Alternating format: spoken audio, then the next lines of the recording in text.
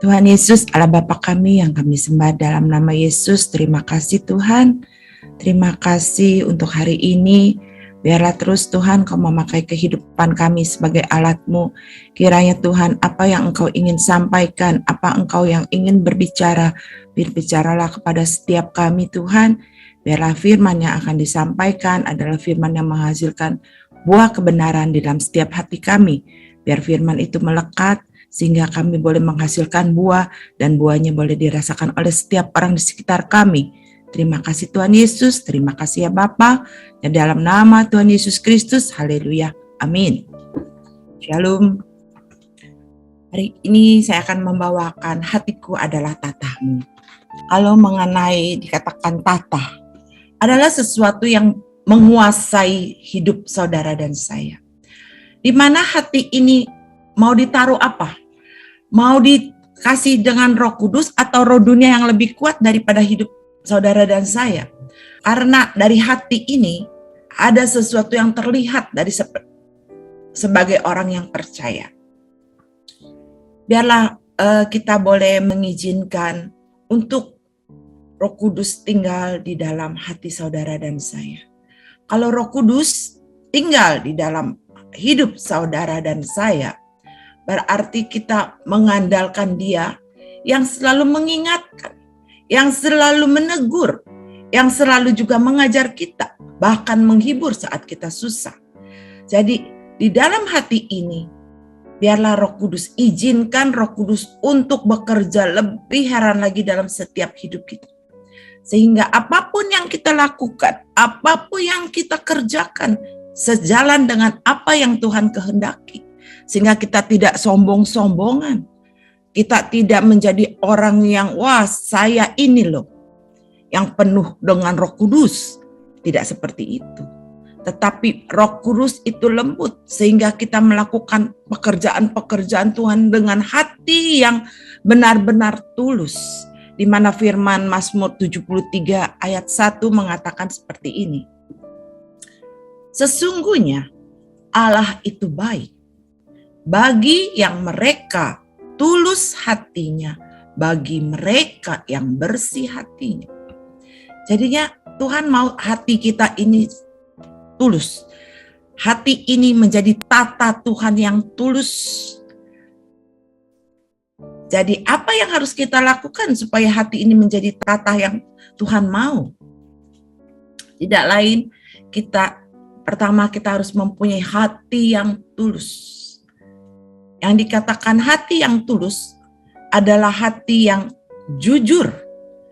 Sehingga tidak ada motivasi yang licik di dalam kita pelayanan. Tidak ada hati yang selalu tertutup atau tidak transparan. Tidak ada hati yang kemunafikan sehingga orang melihat, wah saya ini sudah menjadi hamba Tuhan, bahkan pembicara yang hebat. Tidak ada kemunafikan seperti itu. Kalau kita melayani dengan hati yang tulus, kita akan menjadi hamba yang melayani tidak mencari keuntungan pribadi dari firman Allah yang diputarbalikan untuk saya, untuk kepentingan saya, sehingga firman yang kebenaran firman itu tidak tampak, tapi yang tampak adalah diri kita. Sehingga firman yang dikatakan, itulah yang dikatakan motivasi pelayanan yang licik, memakai firman diputarbalikan hanya untuk keuntungan pribadi. Kalau kita melayani, biarlah kita jangan menjadi orang hamba yang tidak transparan. Maksudnya tidak transparan ini bukan berarti kita melakukan sesuatu yang tertutup atau bukan seperti itu. Yang dikatakan transparan itu, dimanapun kita berada, siapapun diri kita, berarti waktu kita menyampaikan firman, waktu kita di tempat pekerjaan, waktu kita di dalam segala lingkungan kita transparan, berarti orang melihat hidup saudara dan saya ada Tuhan. Ada firman yang ada dalam hidup kita, tidak menyembunyikan sesuatu. Kemunafikan, jangan kita membicarakan firman, tetapi kita tidak menjadi pelaku di dalam firman itu. Jangan kita pandai untuk berbicara, tetapi firman itu tidak melekat dalam kehidupan. Karena kita adalah pilihan Allah. Kita adalah anak Allah yang sudah dipilih. Sehingga kalau kita sudah dipilih, kerjakanlah yang terbaik dengan tulus kepada Tuhan. Jangan mencari keuntungan di dalam firman. Jangan mencari kebenaran sendiri, tetapi carilah kebenaran firman yang melekat di dalam hati saudara dan saya. Sehingga kita kemanapun kita pergi, hati yang tulus itu akan terpancar. Bukan hanya kita berbicara seenak kita, atau kita berbicara karena kita menjadi orang yang hebat. Bukan itu. Tuhan mau hati kita yang tulus, hati yang melekat kepada Tuhan, hati yang mau dipimpin oleh Tuhan. Bukan hati yang mau itu dipimpin oleh keinginan sendiri. Bukan hati yang mau dipimpin oleh kehendak sendiri. Yang penting aku hebat, yang penting aku bisa. Bukan itu yang Tuhan mau. Yang Tuhan mau adalah firman yang disampaikan, kebenaran firman sesuai dengan back to Jesus teaching. Itu yang Tuhan mau. Jangan kita mencari keuntungan melalui firman untuk kepentingan pribadi. Itu hati-hati kalau kita sudah menjadi hamba. Tanpa ketulusan hati, jangan sampai kita ini menjadi hamba yang mencari keuntungan di dalam firman. Demikian juga dikatakan, hati yang tulus tidak akan menyembunyikan dan dia bersedia diuji dan dipertimbangkan oleh semua orang. Jadi kalau kita menjadi, yang dikatakan 2 Korintus 4 ayat 2. Tetapi kami menolak segala perbuatan tersembunyi yang memalukan. Jadinya kita tuh menjadi orang yang mempunyai hati yang tulus. Kita akan menolak segala perbuatan tersembunyi yang memalukan.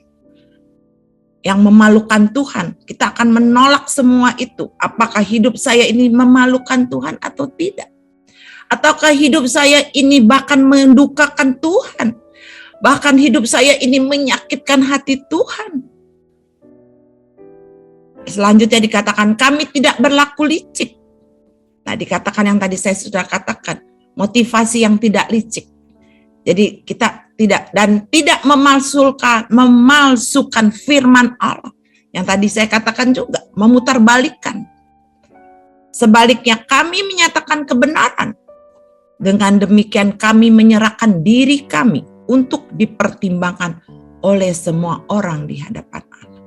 Jadi kita jangan sampai kita ini dikatakan sebaliknya kami menyatakan kebenaran. Jadi kita harus menyatakan suatu kebenaran. Kebenaran firman Tuhan yang dikatakan back to Jesus teaching itu. Dengan demikian kami menyerahkan diri kami untuk dipertimbangkan oleh semua orang di hadapan Allah. Jadi dipertimbangkan, jadi kita bukan ditimbang-timbang, bukan. Tetapi orang akan melihat sesuatu dari hidup saudara dan saya. Sehingga orang melihat, oh ada Kristus dalam hidupmu. Oh ada tata Tuhan dalam hidupmu. Dengan tulus kau melayani. Dengan tulus hatimu. Dengan tulus. Dengan kebersihan hati yang ada. Ketulusan hati yang murni. Sehingga tidak gampang untuk menjadi orang yang tulus dan murni di hadapan Tuhan. Tidak mudah. Tapi kita kalau melekat kepada Tuhan, kita mengizinkan Roh Kudus bekerja di dalam kehidupan saudara dan saya yakin dan percaya, pasti kita akan dituntun. Kalau kita menyeleweng pun, Tuhan akan ingatkan. Tapi jangan sampai kita menjadi hamba yang bisa menyelewengkan. Jangan kita menjadi hamba yang seenak-enak kita di dalam melakukan pekerjaan Tuhan. Jangan mencari suatu keuntungan pribadi di dalam pelayanan. Yang kedua dikatakan, hati yang bersih. Tadi hati yang tulus, sekarang kedua dikatakan hati yang bersih. Kalau namanya hati yang bersih, taruhlah Tuhan, tata Tuhan itu hati kita. Hati yang bersih, hati yang murni. Hati yang bersih adalah membersihkan segala apa yang tidak baik dalam hidup saudara dan saya. Apa yang sudah mengecewakan hati saudara dan saya. Apa yang sudah menyakitkan hati saudara dan saya, itu harus dibersihkan, harus dibuang sampah-sampah seperti itu. Tidak berkenan itu di hadapan Allah. Karena hati yang bersih adalah hati yang murni. Hati yang bersih adalah membuang segala kekecewaan, membuang segala sakit hati, bahkan pahit hati. Itu kekecewaan, lebih-lebih lagi iri hati. Itu lebih paling bahaya. Karena di dalam iri hati itu kita bisa membunuh. Di dalam iri hati kita dapat mencelakakan orang sekitar kita. Jadi jauh-jauhkanlah dari kehidupan hati yang kotor, hati yang tidak berkenan di hadapan Tuhan. Karena kalau kita mempunyai hati yang bersih, pasti kita harus melekat kepada Tuhan. Kita harus melekat kepada Dia yang empunya kerajaan, yang empunya dunia. Sehingga apa yang kita lakukan kalau kita mempunyai hati yang bersih, saat kita berdoa, saat kita melakukan segala penghalang-penghalang yang kita tidak mau, mungkin hati kita kotor, hati kita tidak bersih, hati kita iri hati, sakit hati, pasti waktu kita berdoa pun itu akan menjadi penghalang jawaban doa kita. Saat hati kita tidak bersih, mungkin kebaikan Tuhan juga kita tidak dapatkan. Karena itu kita tidak akan mengalami kebaikan Tuhan. Karena hati ini yang tidak dijaga. Karena hati yang kotor, hati yang tidak dibersihkan. Makanya dikatakan, setiap malam buanglah sampah-sampah dalam hati kita. Supaya bersih di dalam hati saudara dan saya. Tidak ada kotoran sedikit pun. Harus kita bersihkan. Kalau ingat sesuatu yang tidak baik, harus bersihkan. Di mana dalam perjamuan kudus pun kita diingatkan. Waktu kita mau mengambil perjamuan, bersihkan dulu apa yang membuat hatimu mungkin kecewa dengan seseorang, mungkin menyakitkan hati saudara dan saya. Dilepaskan, dibebaskan, dan mengampuni saat engkau mengambil perjamuan itu. Maka kita diingatkan selalu, biarlah hati ini menjadi tata Tuhan. Menjadi tata Tuhan yang kudus, menjadi tata Tuhan yang tulus, dan yang mempunyai hati yang bersih. Kalau kita sudah memiliki hati yang tulus, hati yang bersih, saya percaya sukacita kita itu akan meluap. Karena kita tidak memikirkan hal-hal yang menyakitkan. Kita tidak memikirkan hal-hal yang oh saya tidak. Tapi kita akan memikirkan pikiran kita bahwa hidup saya bukan dikendalikan oleh manusia. Tapi hidup saya dikendalikan oleh Tuhan. Sehingga ada ketulusan, ada kebersihan hati kita. Jadi kita tidak perlu melihat atau kita tidak perlu mendengar perkataan orang yang mungkin tidak membangkitkan iman kita. Mungkin tidak membuat hati kita menjadi baik. Mungkin tidak membuat hati kita menjadi tenang. Tetapi biarlah yang dikatakan di Mazmur 97 ayat 11. Terang sudah terbit bagi orang benar. Menjadi kita karena mempunyai ketulusan hati, mempunyai hati yang bersih dan hati yang tulus, pasti terang itu akan terbit dalam kita bagi orang benar. Sukacita bagi orang-orang yang tulus hati. Biarlah kita menikmati sukacita yang dari Tuhan. Karena hati ini dipenuhi oleh hati yang tulus, hati yang bersih, sehingga kita mengalami sukacita daripada Tuhan. Terima kasih, biar firman ini memberkati setiap kami. Haleluya. Mari kita dekapkan kedua tangan kita di dada. Jika saudara punya pergumulan, persoalan, tantangan di dalam karir, studi, keuangan, masalah keluarga, kesehatan, apapun juga, termasuk perjodohan, biarlah berkat Tuhan turun ke atasmu dan kekuatan kasih Tuhan turun atasmu, dan percayalah Tuhan akan membukakan pintu-pintu berkat serta damai sejahtera Allah menaungimu senantiasa. Terima kasih. Saudara terkasih, jikalau ada yang sakit, tumpangkanlah tanganmu di bagian yang sakit, supaya menjadi sembuh di dalam nama Tuhan Yesus. Haleluya. Amin. Jika saudara masih membutuhkan pelayanan doa dan konseling, silakan menghubungi nomor di bawah ini. Tuhan Yesus memberkati.